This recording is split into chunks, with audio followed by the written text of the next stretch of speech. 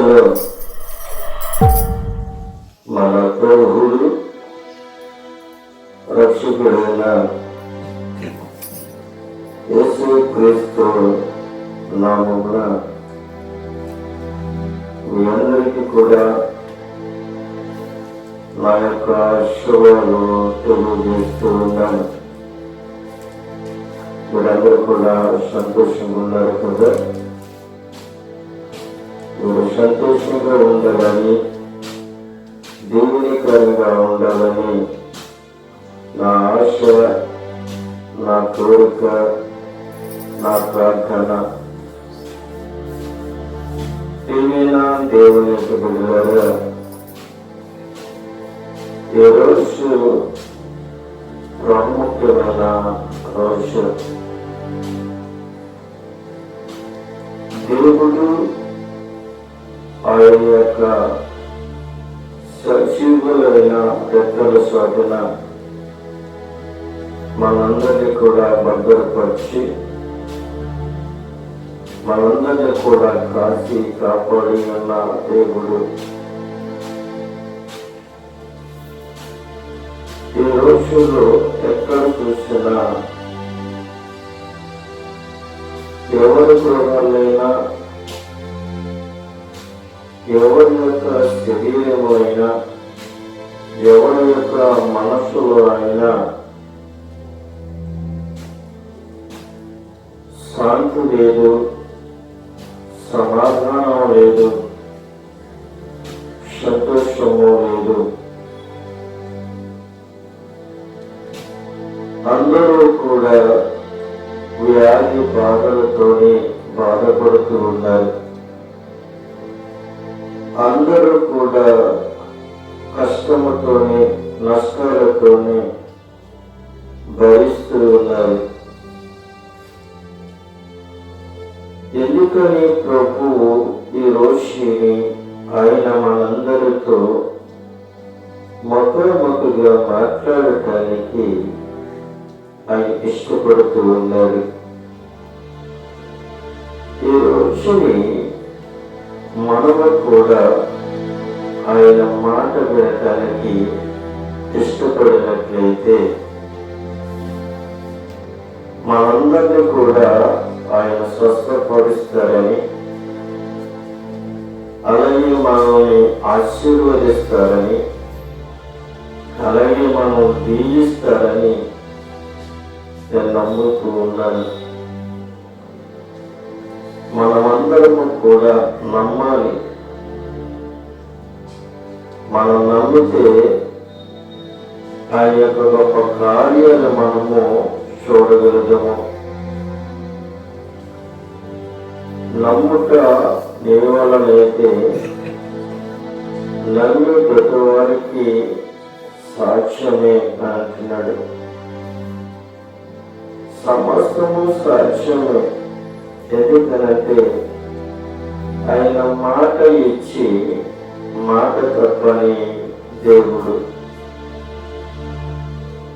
మనుషుల మాట ఇచ్చి మాట తప్పొచ్చేమో కానీ ఆయన మాట తప్పని దేవుడు. ఎందుకనంటే ఆయన దేవుడు. ఆయన దేవుడై ఉన్నాడు, ఆయన రక్షకుడై ఉన్నాడు, ఆయన మనకి తండ్రి అయి ఉన్నాడు. మనము ఆయనకు పిల్లలమై ఉన్నాం. ఆయన పిల్లలని ఆయన త్రోసివేయడు, ఆయన బిడ్డలని ఆయన త్రోసివేయడు. మన తల్లిదండ్రులు మనల్ని ఎలాగైతే చిన్నప్పుడు చెయ్యపట్టి ఎలాగైతే నడిపిస్తారో, పడిపోతే ఎక్కడ దెబ్బలు తగ్గుతాయో ఆయన తల్లిదండ్రులు ఎలాగైతే కంగారు పడతారో, నా ప్రభువైన యేసుక్రీస్తు కూడా ఆయన విడిచిపెట్టే దేవుడు కాదు. ఎందుకంటే మనము చీకటిలో నడుస్తామేమో, చీకటిలో నడిచి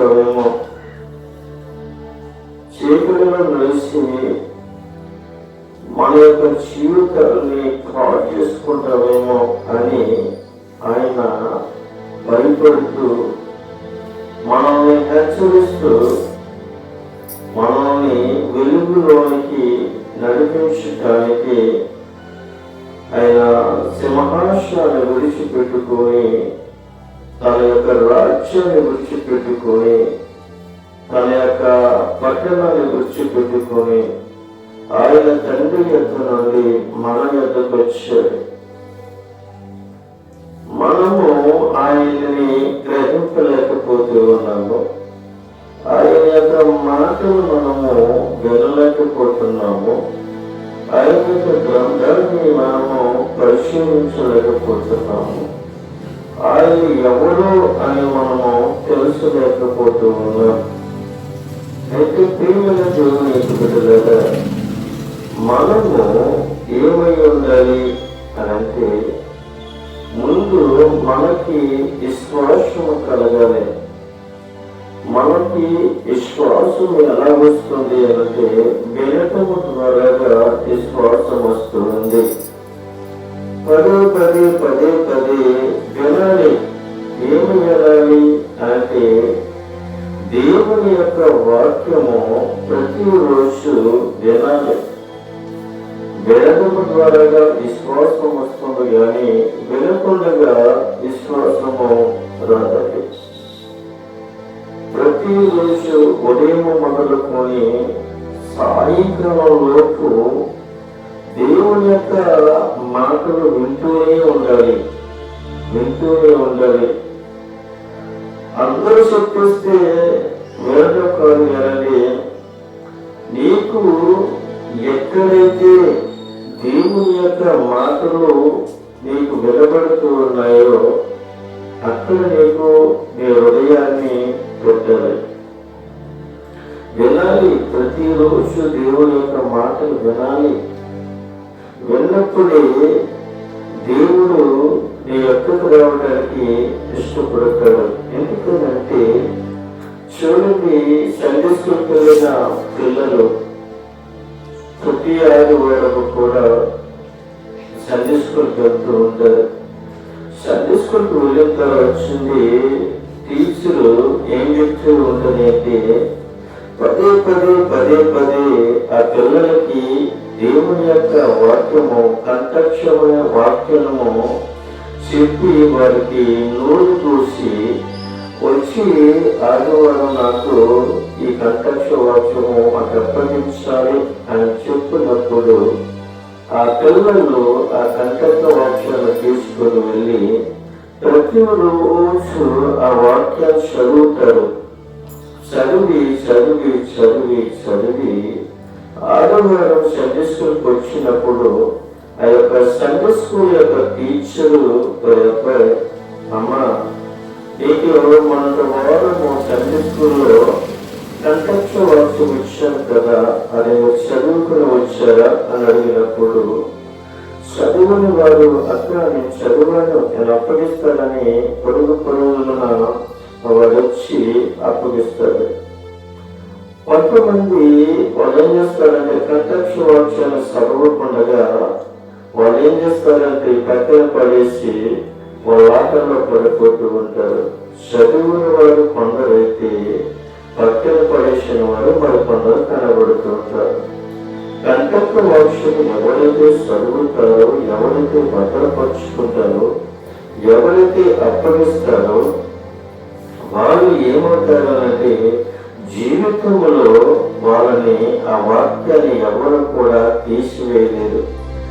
వాళ్ళ వృద్ధాపం వచ్చేంత వరకు కూడా ఆ యొక్క వాక్యాన్ని వాళ్ళని నడిపిస్తుంది, వాళ్ళకి నేర్పిస్తుంది.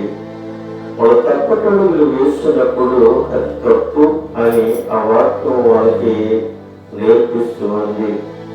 అయితే ప్రియమైన దేవుడికి బిడ్డలారా, ఈ రోజున మనం చూస్తున్నట్లయితే ఎందరో తప్పటడుగులు వేయచ్చు జీవితాలలో కానీ మరి మామూలుగా కానీ తప్పటడుగులు వేయచ్చేమో కానీ దేవుని యొక్క వాక్యము సరిచేయటానికి మీ వద్దకి వచ్చింది. దేవుని యొక్క వాక్యము ఏమై ఉన్నది అంటే, దేవుని యొక్క వాక్యం ఏమై ఉన్నదంటే మనతో మాట్లాడటానికి, మనల్ని సరిసించడానికి ఈ వాక్యము మన మనిషికి వచ్చింది. ప్రియమైనటువంటి బిడ్డలారా, ఆయన అంటున్నాడు, నేనే దేవుడును అని అంటున్నాడు. నేనే దేవుడును అని అంటున్నాడు. అయితే నేనే దేవుడును అనడానికి కారణం ఏమిటి అని అంటే, మరి మనము చూస్తున్నట్లయితే యెషయా గ్రంథము 43వ అధ్యాయము 12వ వచనంలో మనము చూస్తున్నట్లయితే ఆయన అంటున్నాడు, ప్రియమైన దేవునికి బిడ్డలారా, ప్రకటించిన వాడును నేనే, రక్షించేవాడును నేనే. ఏమంటున్నాడండి? ప్రకటించిన వాడును నేనే, రక్షించిన వాడును నేనే, దాన్ని గ్రహింపజేయవాడును నేనే, ఏ అన్య దేవతనములో మీరు ఉండలేదు. నేనే దేవుడును, మీరే నాకు సాక్షులు. ఇది యెహోవా వాక్కు అని అంటున్నాడు. చూడండి ప్రియమైన దేవునికి బిడ్డలారా, నేనే దేవుడును, నేనే దేవుడును అని అంటున్నాడు. నేనే దేవుడు అంటే కారణం ఏమిటంటే, నేను తప్ప వేరొక రక్షకుడును లేడంటున్నాడు. నేనే దేవుడును, నేను తప్ప వేరొక దేవుడు లేడు అని అంటున్నాడు. ప్రేమల దేవులకు బిడ్డలారా, ఆధారాలతో ఉన్నాయి, ఆధారాలతో ఇక్కడ మనకి కనబడుతున్నాయి. చాలా మంది చాలా రకాలుగా అంటూ ఉన్నారు, చాలా మంది చాలా రకాలుగా అంటూ ఉన్నారు. మా దేవుడు వేరండి, మీ దేవుడు వేరండి అని అంటూ ఉంటారు. మీ దేవుడు వేరు, మా దేవుడు వేరు కాదు, కానీ దేవుడు ఒక్కడే. దేవుడు ఒక్కడే, సృష్టికర్త ఒక్కడే, సృష్టించే దేవుడు ఒక్కడే. సృష్టిని సృష్టించే దేవుడు ఒక్కడే, సృష్టిని పాలించే దేవుడు ఒక్కడే. సృష్టిలో శూన్యముగా ఉన్నదాన్ని, శూన్యముగా మారిపోయేదాన్ని అడవిగా, సమాజముగా, దేశంగా, పట్టణముగా మార్చిన దేవుడు ఒక్కడే. నేనే దేవుడును అంటున్నాడు. చాలా మంది చూడండి, ఒక ఉదాహరణగా చెప్పుకుంటే, నేనే అని గర్వంగా చెప్పుకుంటారు. నేనే అన్న మాట మనలోంచి రానకూడదండి. నేనే అన్న మాట రానకూడదు. నేను లేకపోతే ఈ పని జరగదండి, నేను లేకపోతే మీరు నా చెప్పిన మాటలు వినరండి, నేను లేకపోతే నా కుటుంబం లేదండి, నేను లేకపోతే ఈ సమాజం ఏమైపోతుంది. నేననే మాట మన నుంచి రాకూడదు. ఎందుకంటే నేనే అన్న మాట ఎవరిలోంచి వస్తుంది అంటే ప్రభువైన దేవుడిలో నుంచి వస్తుంది. ఆయన ఖచ్చితంగా చెప్తున్నారు, నేనే దేవుడును, నేనే దేవుడిని ఆయన చెప్పినప్పుడు మనం ఏం చెప్పాలి తెలుసా? నేను నీ కుమారుడిని, నేను నీ కుమార్తెని. నీవు లేకపోతే బ్రతుకు లేదు ప్రభువా, నేను లేకపోతే ఈ బ్రతుకు లేదు ప్రభువా అని నువ్వు చెప్పటం కాదు. మనం ఏ విధంగా చెప్పాలి అంటే, నీవు లేకపోతే నా బ్రతుకు లేదు ప్రభువా, నేను నీలో ఉన్నాను కాబట్టి నా బ్రతుకు మారింది, నేను నీలో నివసిస్తూ ఉన్నాను కాబట్టి నా బ్రతుకు మారింది. నేను అనే మాట ఎప్పుడు రావాలి అంటే, నీలో అరుకోల నుండి నడిమిత వరకు ఉన్న నీ యొక్క స్వభావం అంతా కూడా పాతపడిపోయినప్పుడు సమాధి చేయబడినప్పుడు నీవు ఒక మాట నేను చూస్తాడు. ఒక వ్యక్తి అంటున్నాడు, ఒక వ్యక్తిని వర్ణిస్తూ ఉన్నాడు. ఒక వ్యక్తిని వర్ణిస్తూ ఉన్నాడు. వాడు యుగ పురుషుడండి అని అంటున్నాడు. వాడు యుగ పురుషుడండి అంటున్నాడు. యుగ పురుషుడు ఎలాగవుతాడు? ఒక మానవుడు వివాహం చేసుకొని పిల్లలను కానీ సహజీవనము సాగిస్తూ ఉన్న వ్యక్తి యుగ పురుషుడు ఎలాగవుతాడు? నా ముఖం మీద అంటున్నాడు, అతడు యుగ పురుషుడండి అని అంటున్నాడు. నేను అన్నాను, యుగ పురుషుడు ఎవరు? యుగ పురుషుడు నా ప్రభువైన యేసుక్రీస్తు. ఎందుకంటే ఆయనలో పాపము లేదు, ఆయనలో ద్వేషము లేదు, ఆయనలో అసూయ లేదు, ఆయనలో కృత్రికము లేదు, ఆయనలో ఎటువంటి అధికారుల నుండి నల్లెత్తు వరకు కూడా పాపము లేనివాడు, వివాహము లేనివాడు. ఆయన యుగ పురుషుడు, ఆయనే దేవుడు.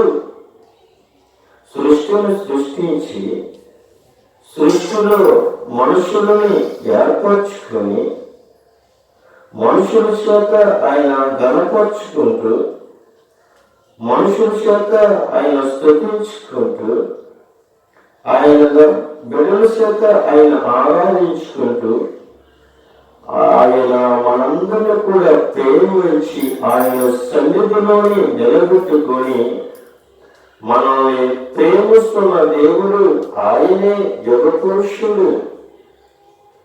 ఆ యుగ పురుషుడికి మనం ప్రార్థన చేయాలి, ఆ యుగ పురుషుడికి మనము ఆరాధించాలి, ఆ యుగ పురుషుడిని మనము గణపరచాలి. ఆయనే యుగ పురుషుడు, ఆయనే నిజమైన దేవుడు, ఆయనే లోకరక్షకుడు. ఆయన అంటున్నాడు, నేనే దేవుడును అని చెప్తూ ఉన్నాడు. నేనే దేవుడును అని చెప్తూ ఆయన ఏమంటున్నాడు? రెండో మాటలో చూసినట్లయితే రక్షించిన వాడును నేనే. ఆయన ఏమంటున్నాడు? ప్రేమను నిలుపుకున్నారా? రక్షించిన వాడును నేనే. ఈ రోజులు మనుషులకు రక్షించుకోవాలి కానీ జంతువులు రక్షించుకోలేవు కానీ సృష్టి రక్షించుకోలేవు కానీ రాజులు రక్షించుకోలేరు కానీ ఎవరు రక్షిస్తారు అని అంటే రక్షించే వ్యక్తి వేరొక వ్యక్తి మనకు కనబడుతూ ఉన్నాడు. రక్షించే వ్యక్తి దేవాది దేవుడు గగనాన్ని చీల్చుకొని సృష్టిలోనికి వచ్చి చీకటిలో మగ్గిపోతున్న మనల్ని వెలుగులోకి రప్పించి వెలుగులో ఉన్న మనల్ని చీకటిలోకి పోకుండా ఆయన కృప మన మీద ఉంచి మనం రక్షిస్తూనే ఉన్నాడు. తల్లి గర్భంలో నుండి ఇప్పటి వరకు కూడా మనము పాపంలో పుట్టి పాపంలో పెరుగుతూ పాపంలో జీవిస్తున్న మనల్ని ఆయన ఏం చేస్తున్నారో తెలుసా? మన పాప భారాలను కూడా ఆయన భుజాన వేసుకొని ఆయన మనల్ని రక్షిస్తూనే ఉన్నాడు. రక్షించేవాడును నేనే అంటున్నాడు. ఈ రోజు నేను డాక్టర్లు రక్షించలేదు, ఎవరు కూడా మనం రక్షించలేదు. ఆయన అంటున్నాడు, పరమ వైద్యుడును నేనే, పరమ డాక్టర్లను నేనే, నేను తప్ప వేరొక దేవుడు లేడు, వేరొక వైద్యుడు లేదు. ఎందుకనంటే శరీరానికి కావలసింది వైద్యమే, ఆత్మకు కావలసింది రక్షణ. శరీరము కృషించకపోయినా, శరీరము పాడైపోయినా, శరీరము విడిపోయినప్పటికీ కూడా మనము చిక్కిపడకూడదు, భయపడకూడదు.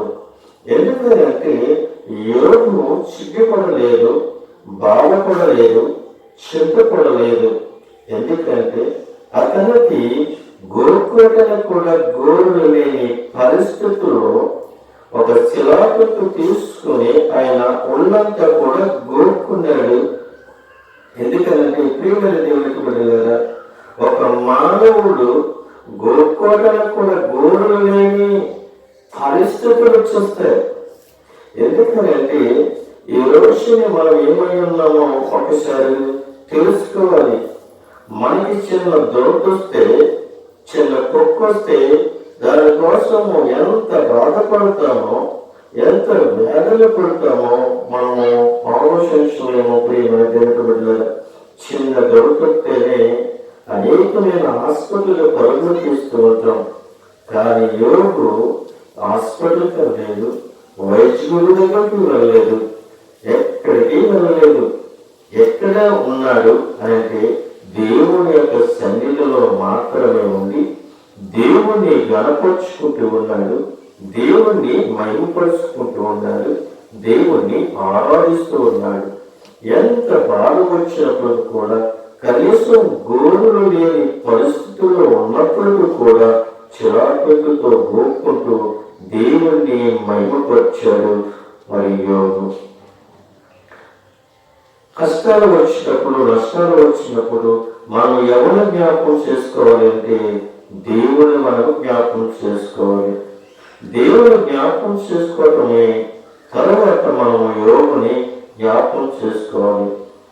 యోగు నీతిమంతుడు, యథార్థవంతుడు, న్యాయవంతుడు, అతను ఎటువంటి దోషము లేని వాడని దేవుడి తన కుమారుడి పట్ల ఒక శక్తి పుట్టించినట్లుగా మనకి కనబడుతూ ఉంది. ప్రియమైన దేవునికి బిడ్డలారా, నువ్వు ఆపదలో ఉన్నావేమో, నువ్వు శోధనలో ఉన్నావేమో, శిక్ష నుండి తప్పించుకోలేకపోతూ ఉన్నావేమో, అనేకమైన అప్పులు, బాధలు, బుడగడుపులను నీళ్ళు వెంటాడుతూ ఉన్నాయేమో. ఆయన అంటూ ఉన్నాడు, రక్షించేవాడుగా నేనే, నా యొద్దకు రండి, నా యొద్దకు మీరు వచ్చి నాకు మొదలు పెట్టండి, నాకు మొదలు పెట్టిన ఎదురుగా నేను మీకు ఉత్తరం ఇస్తాను అంటున్నాడు. చూడండి, ఉత్తరాలు అనేకమైన ఉత్తరాలు మనకు కనబడుతూ ఉన్నాయి.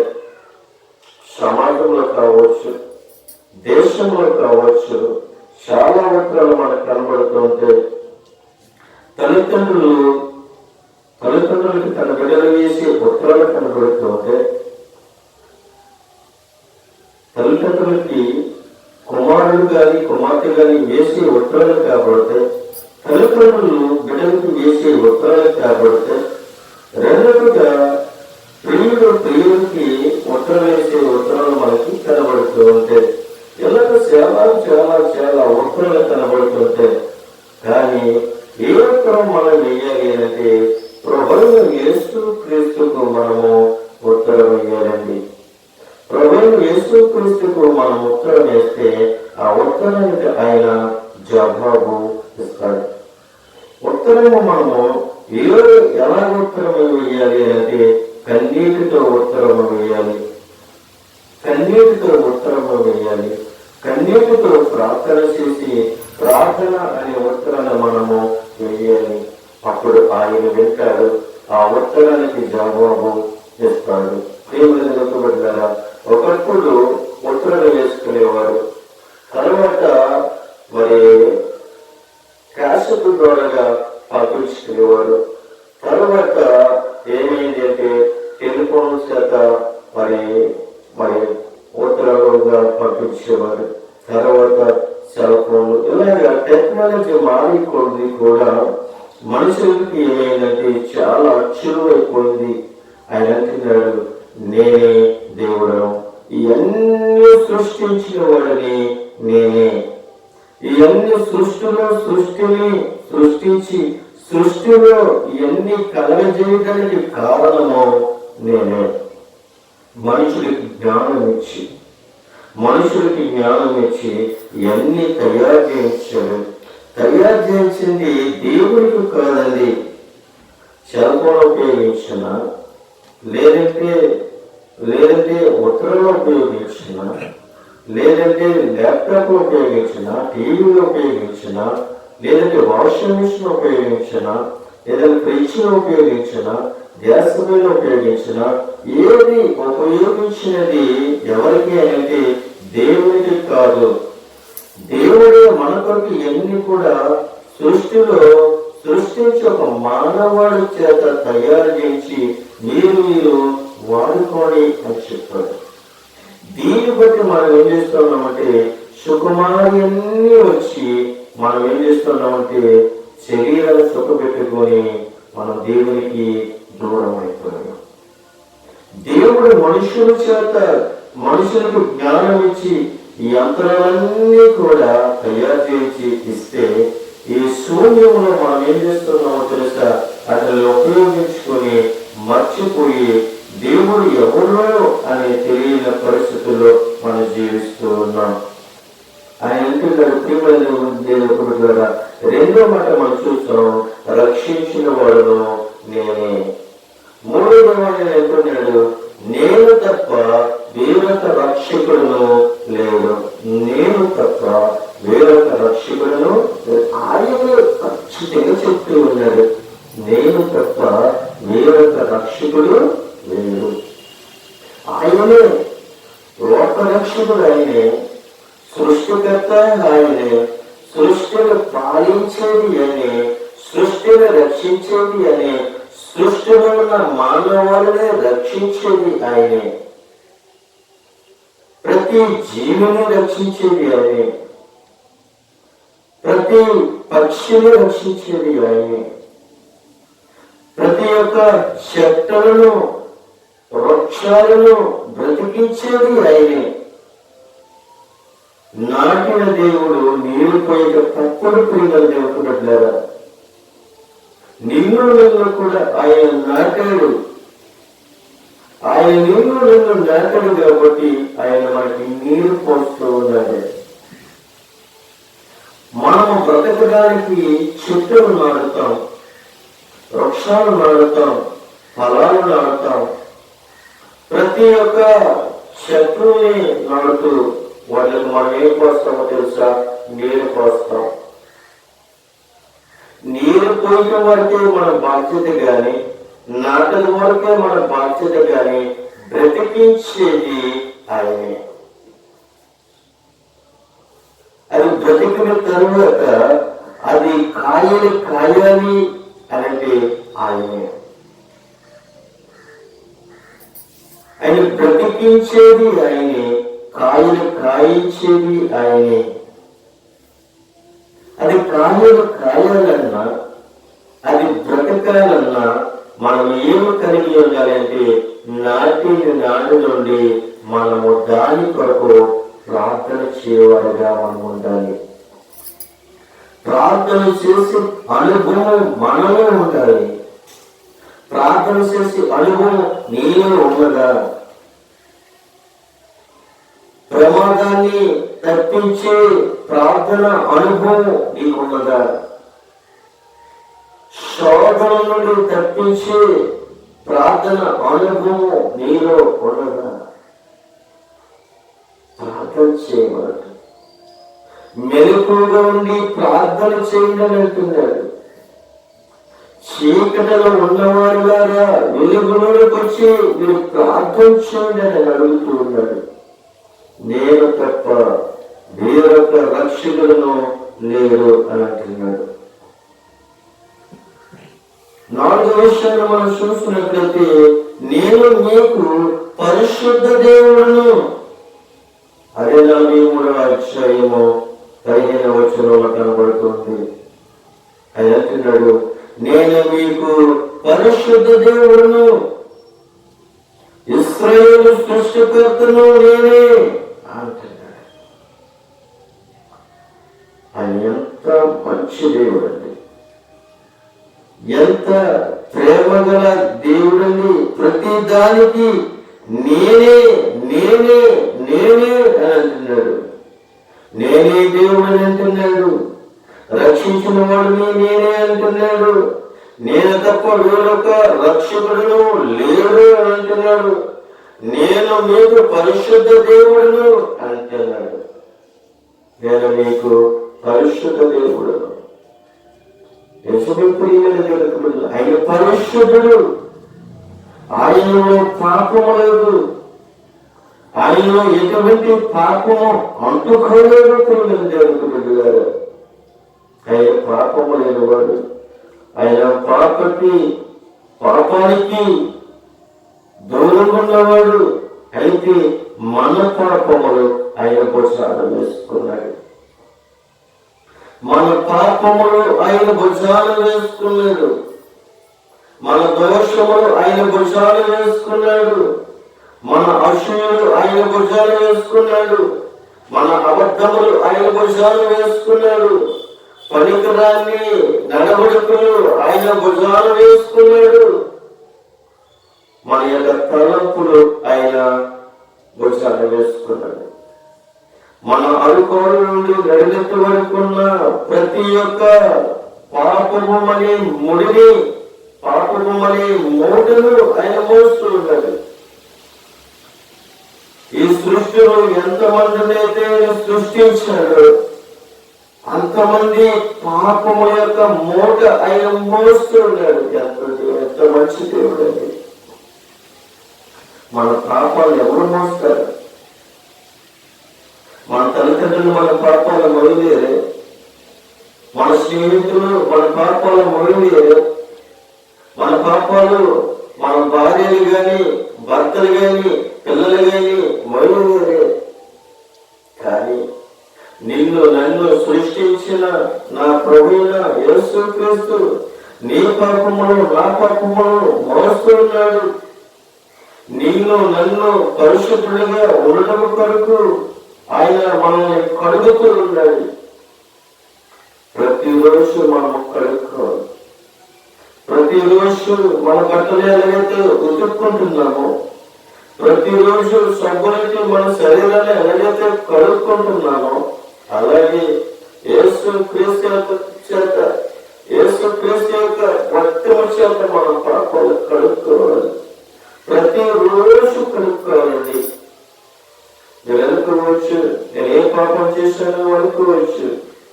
కానీ మనము చూపుల ధరగా పాపం చేయొచ్చు, చేతుల ధరగా పాపం చేయొచ్చు, కళ ధరగా పాపం చేయొచ్చు, ఆలోచన ధరగా పాపం చేయొచ్చు.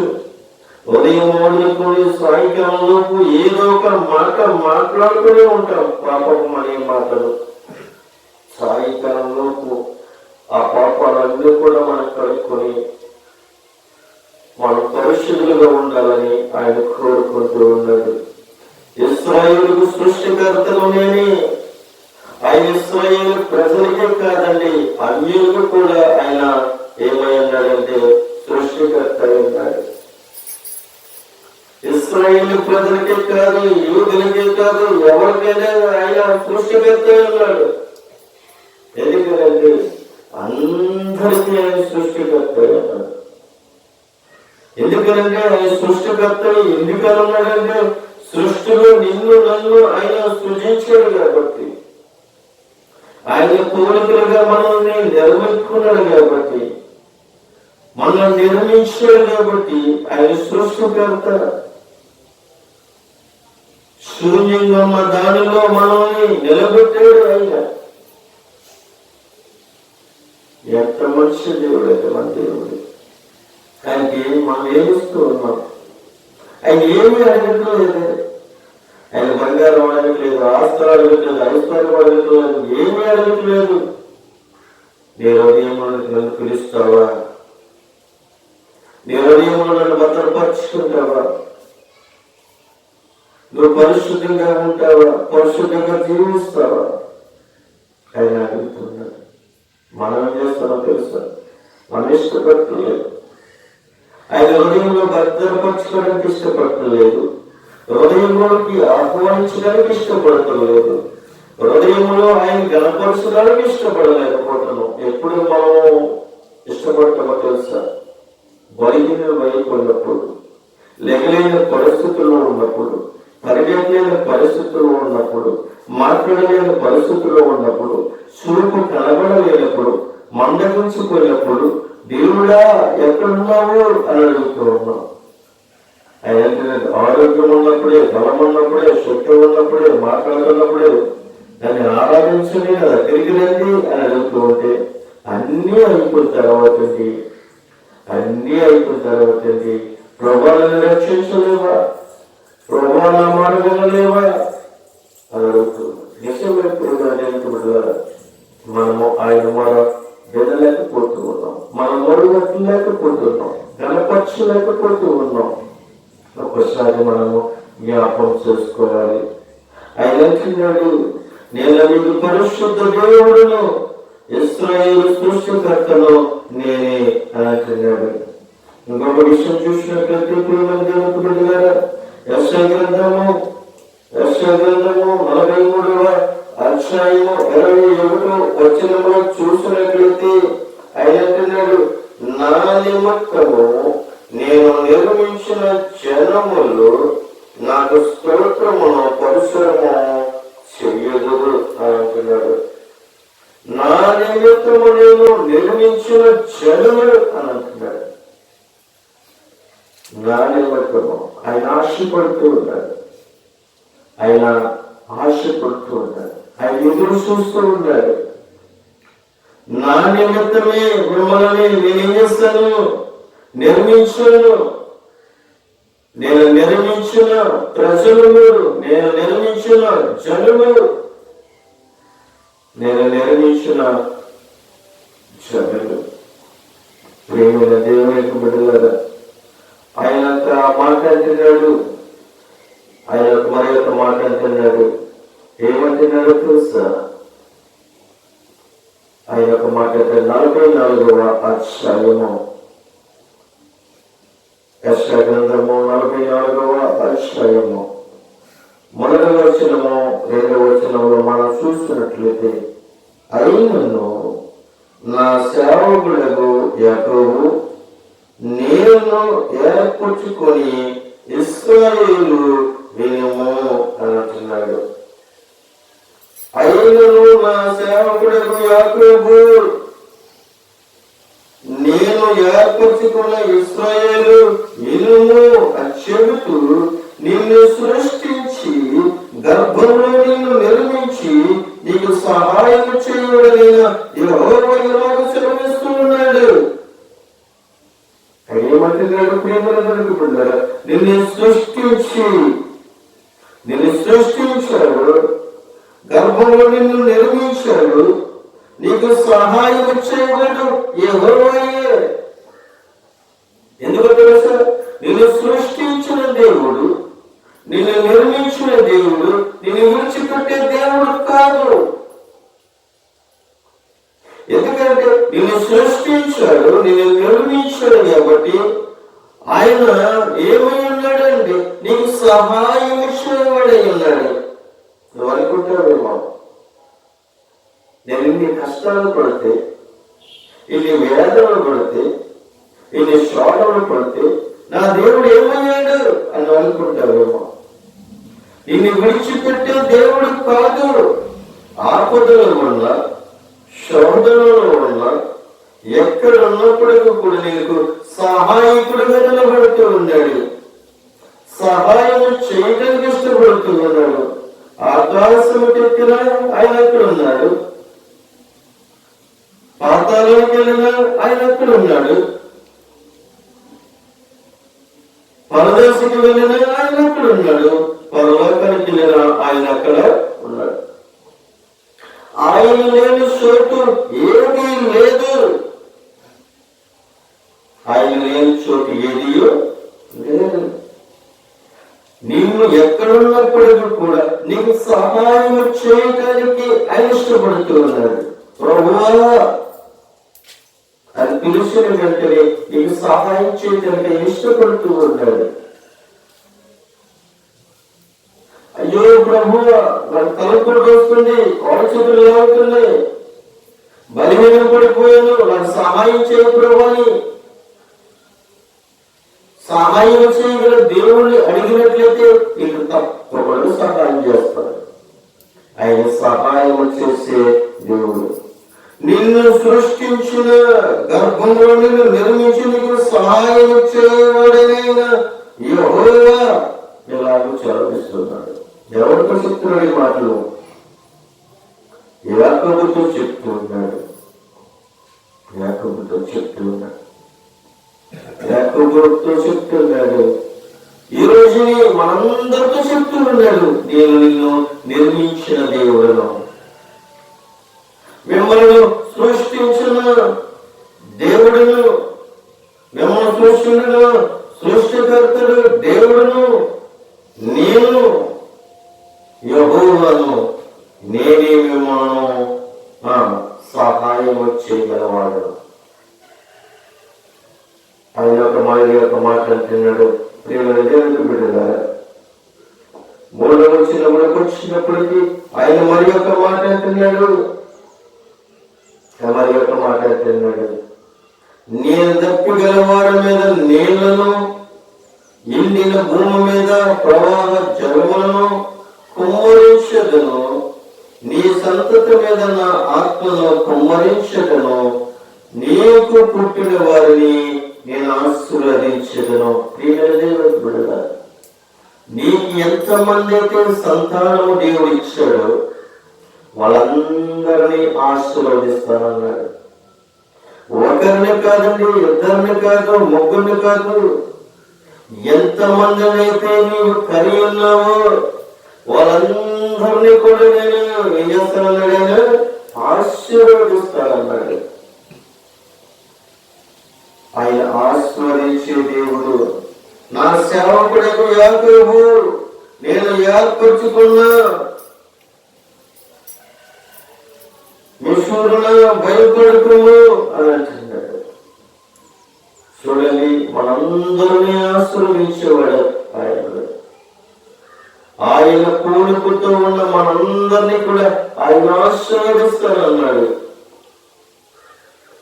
మీరు కని పెంచి కలగదీసిన మీరందరినీ నేను ఆశీర్వదిస్తాను అని చెప్తూ ఉన్నాడు. ఆయన మరి ఒక మాట అంటున్నాడు. ఏమంటున్నాడో తెలుసా ప్రియమైన బిడ్డలారా? మరి యెషయా గ్రంథము 45వ అధ్యాయము 21వ వచనములో ఆయన మాట్లాడుతూ ఉన్నాడు. ఆయన ఏమంటున్నాడో తెలుసా? యెషయా గ్రంథము 45వ అధ్యాయము 21వ వచనములో చూసినట్లయితే, మీ ప్రమాణ వాక్యములు నా సన్నిధిని తెలియజేయుడి, జనులు కూడుకొని ఆలోచన చేసుకుందురు కాక చెప్తూ ఆయన అంటున్నాడు. పూర్వకాలము మొదలుకొని ఆ కార్యములు తెలియజేసిన వాడు ఎవడు? చాలా కాలము క్రిందట దాన్ని ప్రకటించిన వాడు ఎవడు? యెహోవాను నేనే కదా, నేను తప్ప వేరొక దేవుడు లేడు. నేను నీతిపరుడగు దేవుడును, రక్షించువాడును నేనే, నేను తప్ప మరి ఏ దేవుడును లేడు అని చెప్తున్నాడు. ఆయన ఏమని ఉన్నాడు అంటే నీతిపరుడగు దేవుడు. ఆయన ఏమని ఉన్నాడు? నీతిపరుడు. నీతియు యథార్థత ఆయనలో ఉన్నది. నీతియు యథార్థత ఆయనలో ఉన్నది. అలాగే నీలో నీతి ఉంచుకోమంటున్నాడు, నీలో యథార్థత ఉంచుకోమంటూ ఉన్నాడు. మనలో ఏముండాలంటే ఏముండాలి? నీతి ఉండాలి. రెండోది యథార్థత ఉండాలి. నీతిగా ఉన్నప్పుడే యథార్థంగా నీవు మాట్లాడతావు. మనలో నీతి లేనప్పుడు యథార్థంగా మనము మాట్లాడలేము. యథార్థంగా మాట్లాడే దేవుడు ఎవరు అని అంటే నీతిపరుడనే దేవుడు. ప్రభు ప్రభువైన యేసు క్రీస్తు పిలాతు ఎదురుగుండా వెళ్ళిన తర్వాత పిలాతు ప్రభువైన యేసు క్రీస్తును మరి ప్రశ్నలు వేసినప్పుడు మరి దేవుడు ప్రతి దాన్ని కూడా సమాధానము ఇస్తూనే ఉన్నాడు. నువ్వు రాజువా, నువ్వన్నట్టే. నువ్వు దేవుని కుమారుడువా, నీవన్నట్టే. నువ్వు దైవ కుమారుడువా, నీవన్నట్టే. నువ్వు లోకరక్షకుడువా, నీవన్నట్టే. ప్రభువైన యేసు క్రీస్తు ఎక్కడ కూడా తప్పుదమ్ము లేకుండా ఆయన ఖచ్చితంగా మాట్లాడాడు. ఆయన నీతిపరుడు కాబట్టి, నీతి యథార్థ ఆయనలో ఉన్నది కాబట్టి మనల్ని కూడా నీతిగా యథార్థంగా నడుచుకోండి అని ప్రభువు చదివిస్తూ ఉన్నాడు. ఇంకొక విషయం మనం చూసినట్లయితే ప్రియమైన దేవుని ద్వారా ఆయన మరి ఒక మాట మనకి చదివిస్తూ ఉన్నాడు. అదే యెషయా గ్రంథము 48వ అధ్యాయము 10వ వచనంలో మనం చూసినట్లయితే ఆయన అంటున్నాడు, నేను నిన్ను పుట్టములు వేసితిని, వెండిని వేసినట్లు కాదు, ఇబ్బంది కలములో నిన్ను రక్షించితిని అంటున్నాడు. నేను నిన్ను పుట్టములు వేసితిని అనగా నిన్ను పరీక్షించితిని ఆయన అంటున్నాడు. పరీక్షిస్తానంటున్నాడు.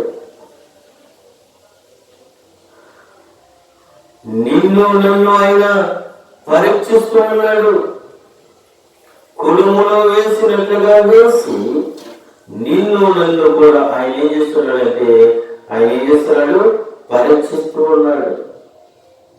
నీలో ఎంత ప్రార్థన ఉంది, నీలో ఎంత విశ్వాసం ఉంది, నీలో ఎంత నమ్మకం ఉంది, నువ్వు ఎలా నిలబడతావు అని ఆయన నన్ను కూడా పరీక్షిస్తూ ఉన్నాడు. ఆయన ఏం చేస్తాడు? కుటుంబం వేస్తూ ఉన్నట్లుగా నన్ను కూడా ఆయన అగ్ని ద్వారా మనల్ని కాలుస్తూ ఉన్నాడు.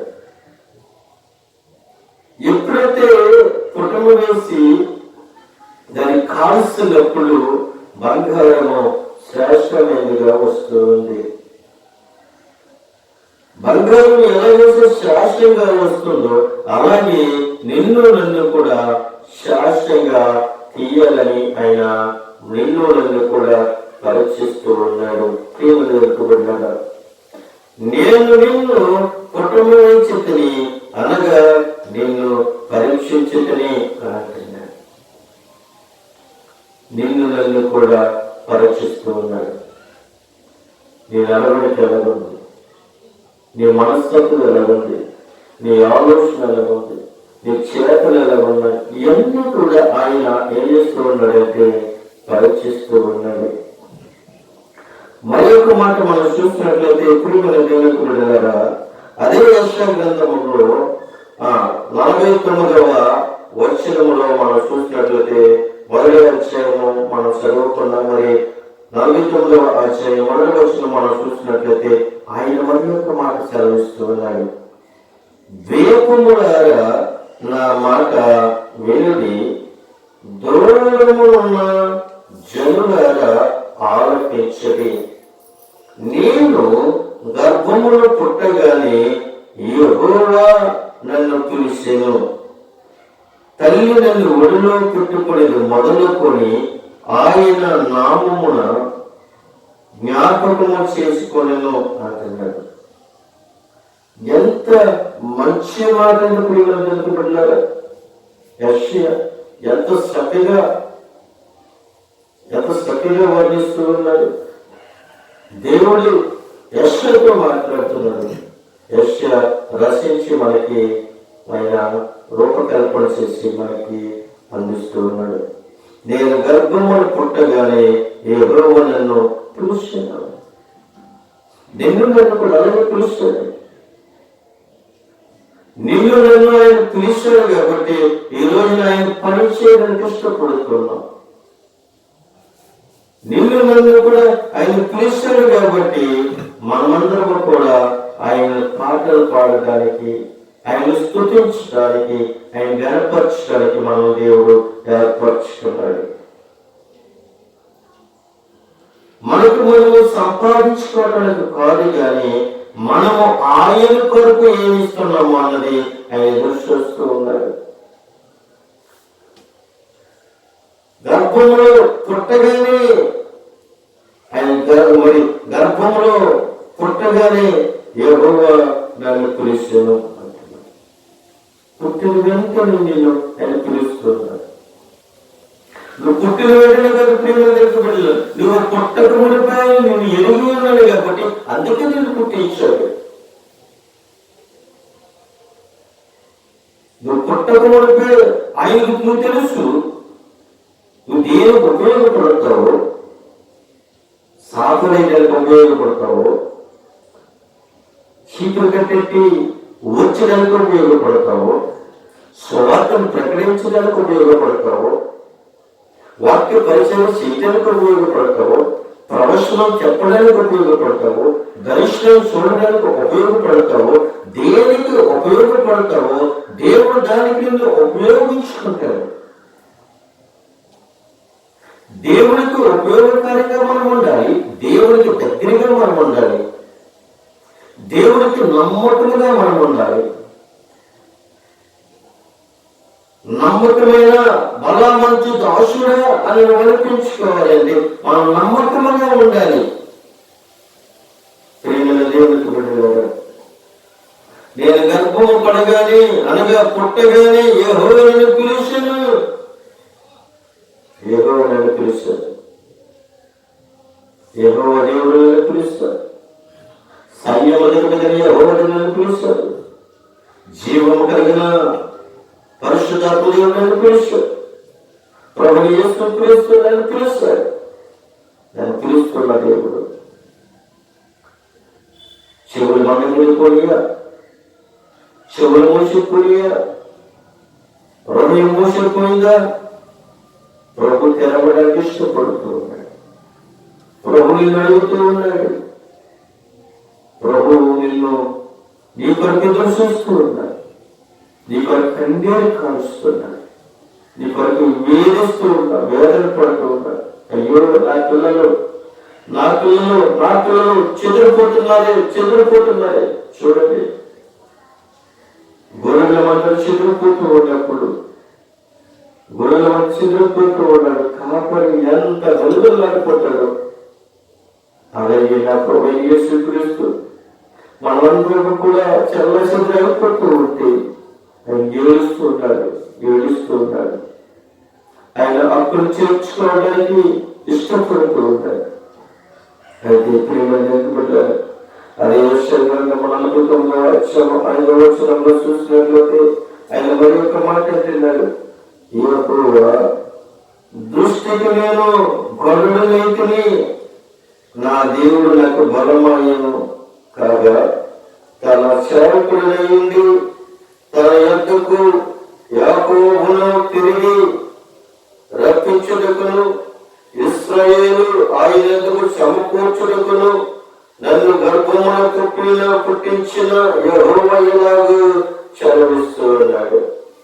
ప్రియమైన దేవునికి బిడ్డలారా, గర్భమున పుట్టించిన వాడు యెహోవాయే. గర్భమున పుట్టించిన వాడు యెహోవాయే. నీ తల్లి గర్భమున నా తల్లి గర్భమున పుట్టించిన వాడు యెహోవాయే. నీ తల్లిదండ్రులు కాదు, మా తల్లిదండ్రులు కాదు, నేను పుట్టించింది దేవుని యొక్క నిబంధనలు ఉన్నావు కాబట్టి, దేవుని యొక్క తలంపులలో ఉన్నావు కాబట్టి, దేవుని యొక్క పరిశుద్ధులలో ఉన్నావు కాబట్టి, ఈ భూలోకానికి వెళ్ళి నా నిమిత్తము పరిశ్రమ చేస్తాడని ఆయన దృష్టిలో ఉన్నావు కాబట్టి ఆయన ఏం చేస్తాడంటే గర్భమున నిన్ను పుట్టించాడు. నీ తల్లి గర్భమున నా తల్లి గర్భమున ఆయన పుట్టించిన దేవుడు. నీ తల్లి గర్భమున నా తల్లి గర్భమున నిర్మించిన మంచి దేవుడు మన దేవుడు. ప్రియమైన దేవుడు, నిన్ను సృష్టించిన వాడు నీకు భర్త ఉన్నాడని పరిశుద్ధాత్మ దేవుడు మాట్లాడుతూ ఉన్నాడు. ప్రియమైన దేవుడు బిడ్డలారా, చూడండి, యెషయా గ్రంథము 54వ అధ్యాయము 5వ వచనంలో ఆ మాట మనకు కనబడుతుంది. నిన్ను సృష్టించిన వాడు నీకు భర్త ఉన్నాడు, సైన్యములకు యెహోవా అని ఆయన పేరు, ఇశ్రాయేలు యొక్క పరిశుద్ధ దేవుడు, నీకు విమోచకుడు, సర్వలోకములకు దేవుడని ఆయనకు పేరు. ప్రియమైన దేవునికి బిడ్డలారా, నిన్ను సృష్టించిన వాడు నీకు భర్త ఉన్నాడు.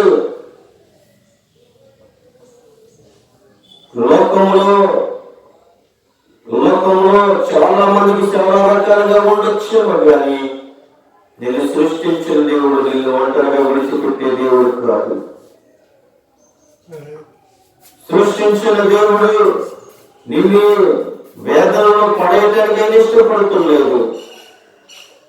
నేను సృష్టించిన దేవుడు నీకు భర్త ఉన్నాడు. భూలోకానికి వచ్చినప్పుడు నీ భర్త నీకు భర్త ఉన్నాడేమో గాని నీకు పుట్టక మునిపే ఆయన నీకు సృష్టికర్త ఉన్నాడు. ఆయనకు తెలుసు కాబట్టి నిన్ను సమాజంలోకి కల్పించి నీకు మంచి కుటుంబాన్ని, మంచి భర్తని, మంచి వారిని, మంచి పిల్లలను లెక్కించి మీ కుటుంబం అందరూ కలిసి నన్ను ఆరాధించండి అని గర్వపక్షులను ప్రభు సెలవిస్తున్నాడు.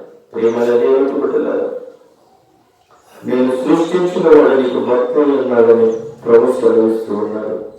మనం ఇక్కడ 9 విషయాలు మనము జ్ఞాపకం చేసుకున్నాం. మొదటి విషయము ఏమిటి అంటే నేనే దేవుడును అంటున్నాడు. నేనే దేవుడును. రెండో మాట మనం చూసినట్లయితే రక్షించిన వాడును నేనే అంటున్నాడు. రక్షించిన వాడును నేనే. మూడో మాట మనం చూస్తున్నట్లయితే నేను తప్ప వేరొక రక్షకుడు లేడు అని చెప్తున్నాడు. నాలుగో విషయం మనం చూసినట్లయితే నేను మీకు పరిశుద్ధ దేవుడును, సృష్టికర్తను నేనే. ఐదో విషయంగా మనం చూసినట్లయితే నీతిపరుడని దేవుడు. ఆరో విషయం చూసినట్లయితే యెహోవా యందే నీతి ఉన్నది అని చెప్తూ ఉన్నాడు. ఏడో విషయంగా మనం చూసినట్లయితే నేను నిన్ను పుట్టమ వేసి తిని అనగా నిన్ను పరీక్షించుకొని అంటున్నాడు. ఎనిమిదో విషయం మనం చూసినట్లయితే నేను గర్భమును పడగానే అనగా పుట్టగానే యెహోవా నిన్ను పిలిచెను అంటున్నాడు. తొమ్మిదో విషయం మనం చూసినట్లయితే గర్భమున పుట్టినవాడు యెహోవాయే, నీ తల్లి గర్భమున పుట్టించిన వాడు యెహోవాయే. పదవ విషయం మరి మాటగా మనం చూసినట్లయితే నిన్ను సృష్టించిన వాడు నీకు భర్త అన్నాడు. 10 విషయాలు మనము ఇక్కడ రోజు మనము ధ్యానించుకున్నాం. ఏ మాటలు మీరు విని గ్రహించి ప్రార్థన చేసేవారులాగా, ప్రార్థించేవారులాగా, సన్నిధి నుండి నిత్యము ఆయన సన్నిధిలో కనబడేవారులాగా మనమందరము కూడా దేవుని పిల్లలమయ్యే, ఆయన సృష్టించిన పిల్లలం గనక ఆయన బిడ్డలుగా మనము జీవిస్తూ మనమందరము కూడా ఆయన్ని వెలుగులోకి తీసుకుని వెళ్ళి సృష్టికర్తైన దేవుడిని, నిన్ను నన్ను సృష్టించిన దేవుడిని, నా దేవుడు మంచి దేవుడు, నా దేవుడు ప్రేమల దేవుడని, నా దేవుడు నన్ను రక్షించే దేవుడని, నా దేవుడు నన్ను కాశీ కాపాడ భద్రపరిచే దేవుడని, నా కుటుంబానికి ఆయన యజమానుడై ఉన్నాడని మనము అనేక మందికి సాక్షాత్మై నిలబడి, సాక్షిగా నిలబడి కృపరాజ్యానికి వారసులు కావాలని కోరుకుంటూ నా మాటలు నేను ముగిస్తూ ఉన్నాను. కొత్త మాటలు దేవుడు దీవించి ఆశీర్వదించును గాక. ఆమేన్. మీ అందరికీ వందనాలు.